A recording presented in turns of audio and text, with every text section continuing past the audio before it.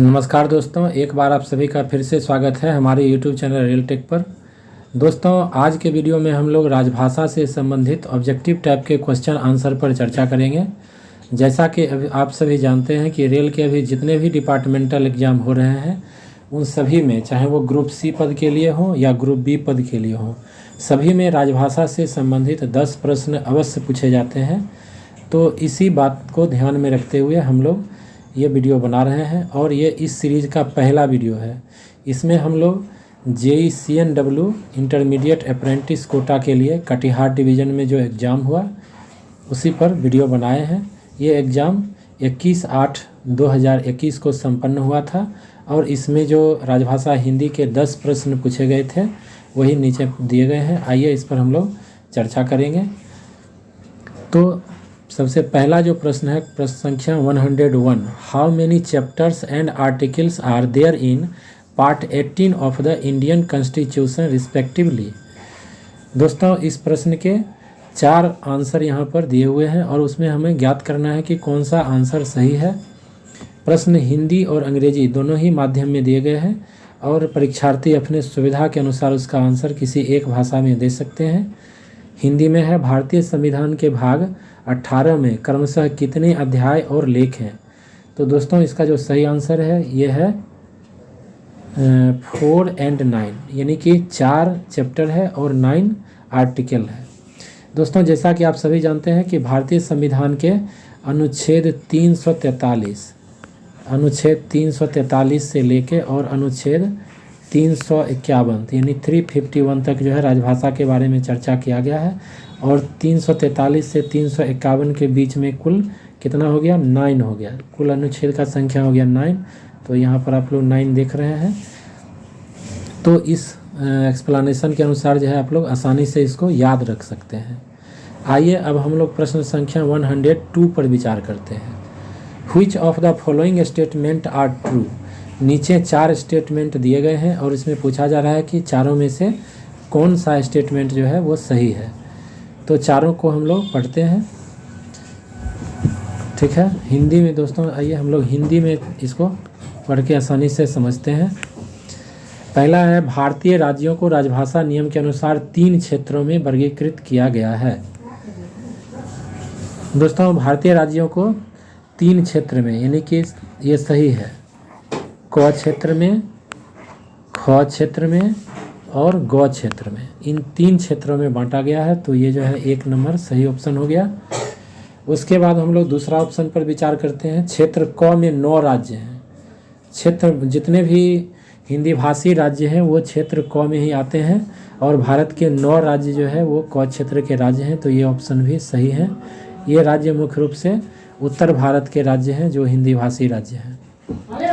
Option number 3 है, हर साल 14 नवंबर को हिंदी दिवस मनाया जाता है। तो हम लोग हर साल 14 नवंबर को हिंदी दिवस नहीं मनाते हैं, ये गलत ऑप्शन है। और ऑप्शन नंबर 4 है, बिहार और झारखंड दोनों क्षेत्र क में है। तो ये सही है,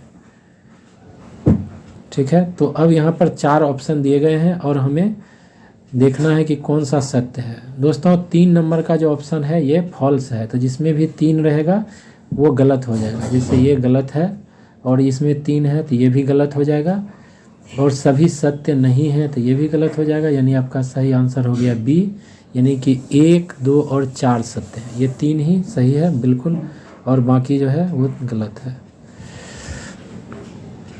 चलिए अब हम लोग 103 नंबर पर विचार करते हैं। इसमें है, what are the 3 Hindi course prescribed for central government employee. यानी कि केंद्र सरकार के कर्मचारियों के लिए निर्धारित 3 पाठ्यक्रम, हिंदी पाठ्यक्रम कौन कौन से हैं। दोस्तों, यहाँ पर 4 ऑप्शन दिया हुआ है। पहला है सुबोध, प्रबोध और प्रवीण। ये गलत है। सुबोध, प्रबोध और प्रवीण ये नहीं होगा, तो ये हम लोग काट देते हैं। दूसरा ऑप्शन है आमोद, प्रमोद और नवीन। ये भी गलत है। तीसरा है प्रबोध, प्रमोद और प्रवीण। ये भी गलत है। और आपका सही आंसर है डी, प्रबोध, प्रवीण और प्राज्ञ, ठीक है। अब हम लोग 104 नंबर के क्वेश्चन पर विचार करेंगे। Which is the official language of Arunachal Pradesh.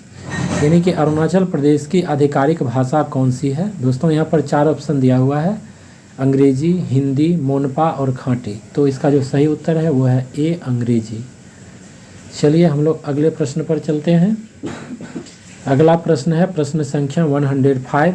When was the official language act 1963 amended? यानी कि राजभाषा अधिनियम 1963 का कब संशोधन किया गया? राजभाषा अधिनियम 1963 का संशोधन कब किया गया? इसका सही आंसर है सी, 1967। दोस्तों यहाँ पर थोड़ा हम इस क्वेश्चन को एक्सप्लेन कर लेते हैं ताकि आप लोग आसानी से इसको याद रख सकें।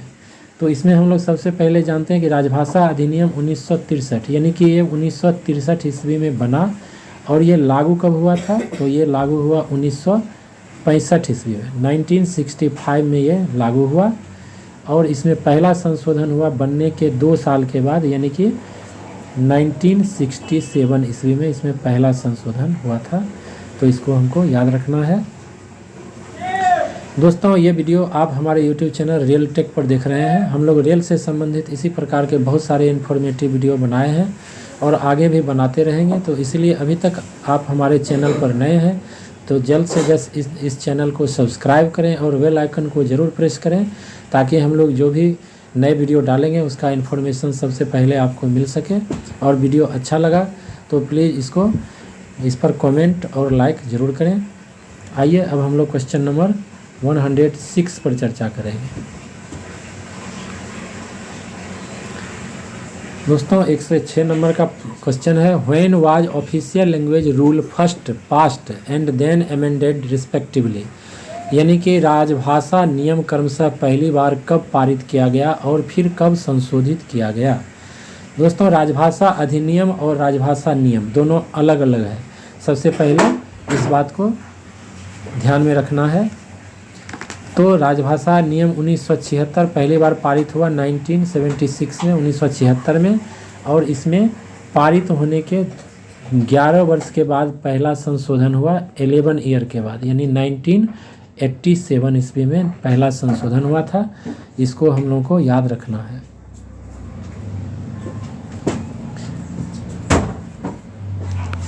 अब प्रश्न संख्या 107।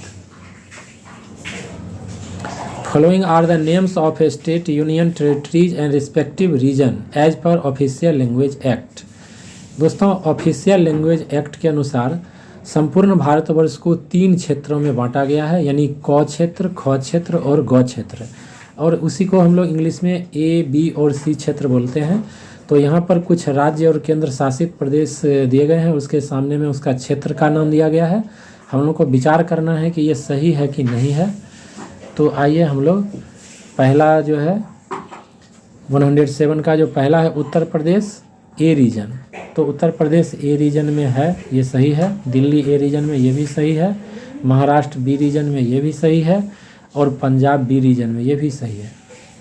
यानी कि इसका सारा जो है सही है। तो इसका जो ऑप्शन होगा सभी सच, पहला ऑप्शन सही है, सभी सच। उसके बाद हम लोग क्वेश्चन नंबर 108 पर विचार करेंगे। Following are the names of a state oblique union territories and respective region as per official language act? दोस्तों यहाँ पर भी 3 राज्य दिए गए हैं और उसके संबंधित क्षेत्र का नाम आगे में दिया गया है। तो हम लोग उस पर विचार करते हैं। पहला है बिहार, बिहार ए क्षेत्र में, ये सही है।